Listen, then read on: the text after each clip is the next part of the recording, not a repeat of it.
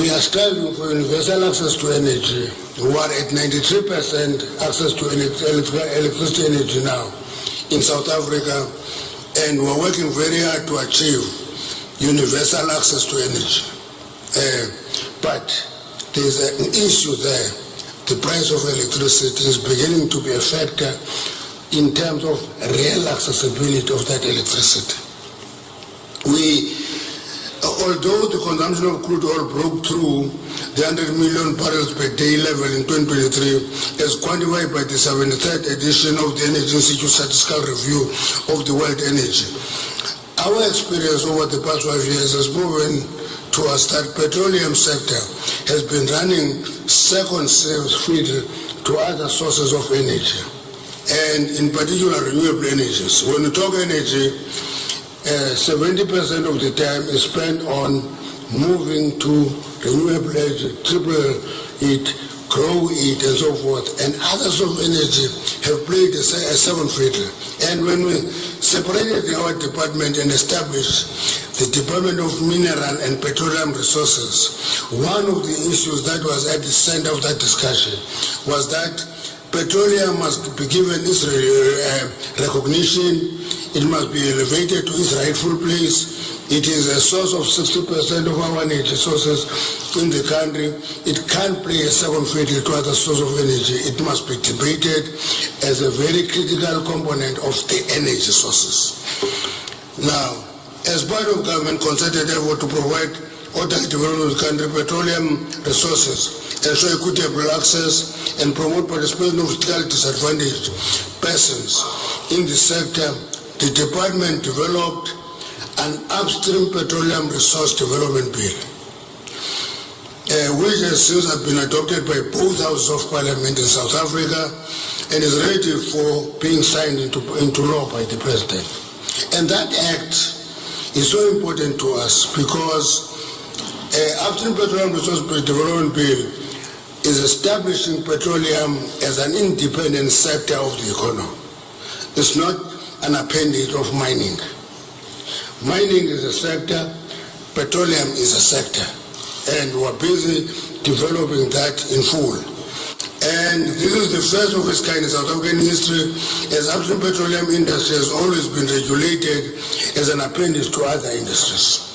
We are convinced that once the bill is enacted into law, it will not only pave way for orderly development of the upstream petroleum industry, but will boost the country's economic growth to 8%. I'm one of the few people who are convinced that if we make a breakthrough in the petroleum sector, will break the mood of being a low economic growth economy. Africa and the global energy transition. I had mentioned that APO had just concluded a major study on the future of the oil and gas industry in Africa in the light of the energy transition.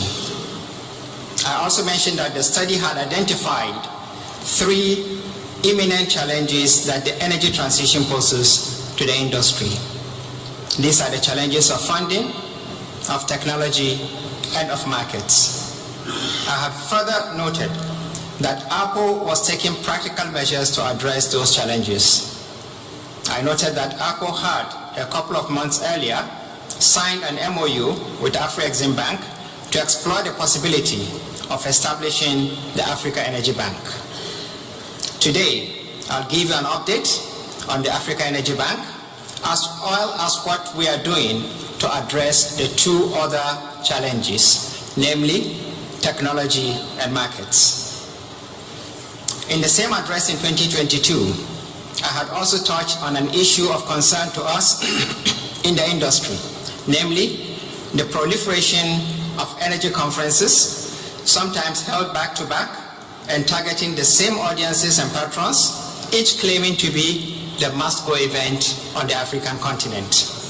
I had assured my audience that APO shall work with the various organizers of these events to ensure the creation of what we can all proudly say is a truly African event, an annual event that is inclusive and accommodating of all interests. I'll also give you an update on that. And finally, as we prepare to go to Baku for COP29, I will invite those who represent the interests of our continent in the negotiations to sound the alarm on the implications for Africa of the planned universal application of the European Carbon Border Adjustment Mechanism. Now on the Africa Energy Bank. I'm pleased to give you an update on our efforts to establish an alternative source of funding for its oil and gas projects in response to the withdrawal of the traditional financiers, ostensibly due to climate change concerns. I'm pleased to announce that in a little over 2 years, we have made great progress in our march to establish the Africa Energy Bank. The necessary studies and negotiations have been completed. The establishment agreement of the bank was signed by the two founding institutions in Cairo on June 3rd, 2024, and we have got the signature and ratification of one of our member countries.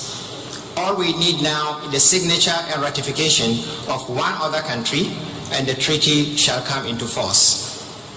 Again, I'm pleased to note that the processes of ratification have reached advanced stages in a number of our member countries.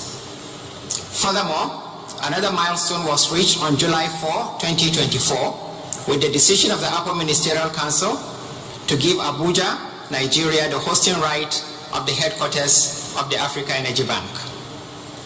Nigeria has reviewed the draft host country agreement that we presented to them and is prepared to sign as soon as we arrive at Abuja.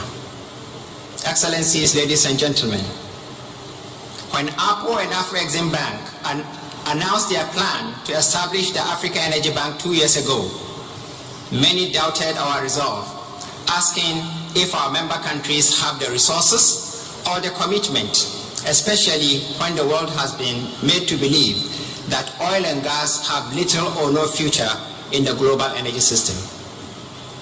I'm pleased to announce that our skeptics have been proven wrong, as they should, in the sense that even before we have signed the establishment agreement, we had been able to raise from our member countries 45% of the minimum capital requirement for the takeoff of the bank. And since June,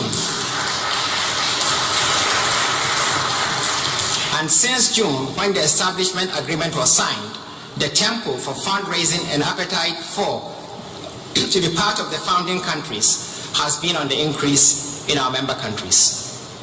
I stand before you today to proudly say that our member countries are committed to taking their destinies into their own hands.